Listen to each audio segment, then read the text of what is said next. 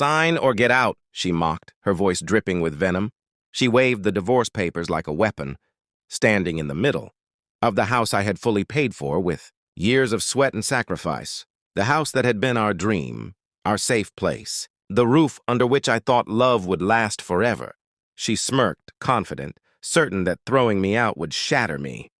And maybe once upon a time it would have. I looked at her, really looked at her. The woman I had once loved more than life itself now stood before me as a stranger. Her eyes were cold, her lips curled in cruel satisfaction. This wasn't the woman I had married. The one I'd held through storms.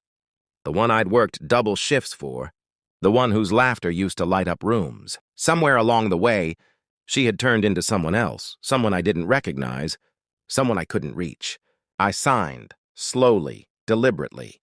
The pen scratched across the paper, sealing the end of a chapter I thought would never close. I placed the keys on the table. My hands shook, not from weakness, but from the finality of it all. Then I walked away. She didn't chase me. She didn't call my name. She only stood there, her arms folded, convinced she had won. But she hadn't. What she never understood was that walls and furniture don't make a home. Love does, trust does, and both had already been broken long before she shoved those papers in my face. I remembered the late nights, when her phone would buzz and she'd rush to answer it in another room. The sudden excuses, girls' nights that ended at dawn, business trips she never had before. At first, I told myself I was imagining things. I clung to hope, to the woman I thought she still was. But lies have a way of slipping through cracks. And soon enough, I discovered the truth. There was another man. He wasn't just anyone. He was a co-worker, someone who had been circling her for months, waiting for the cracks in our marriage to widen enough for him to step in. And she let him. When I confronted her, she didn't deny it. She didn't even cry. She just shrugged, as if the vows we made were disposable, as if the life we built together could be erased with a fling. She told me I wasn't exciting anymore, that I had become too predictable, too safe. Safe? That's what she called loyalty. That's what she called devotion. I wanted to rage. I wanted to scream. But when the papers came, when she shoved them at me with that mocking grin, I realized rage wasn't worth it. She wasn't worth it. So I left. The night air hit me as I stepped outside, colder than I expected. I didn't have a bag packed, didn't have a plan, but I had something better, freedom. Freedom from the lies, from the betrayal, from the hollow shell of a love that had died long ago. The first weeks were brutal. The silence of an empty apartment pressed in on me.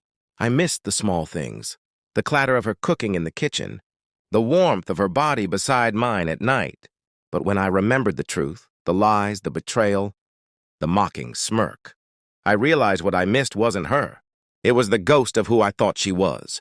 Healing isn't quick. It's not clean. There were nights I sat on the floor with a bottle, asking myself what I had done wrong. Was I not enough? Did I fail her somehow? But the more I asked, the more I realized the answer didn't matter. Betrayal is never about the betrayed. It's about the betrayer, about their emptiness, their greed, their cowardice. Months later, I saw her again.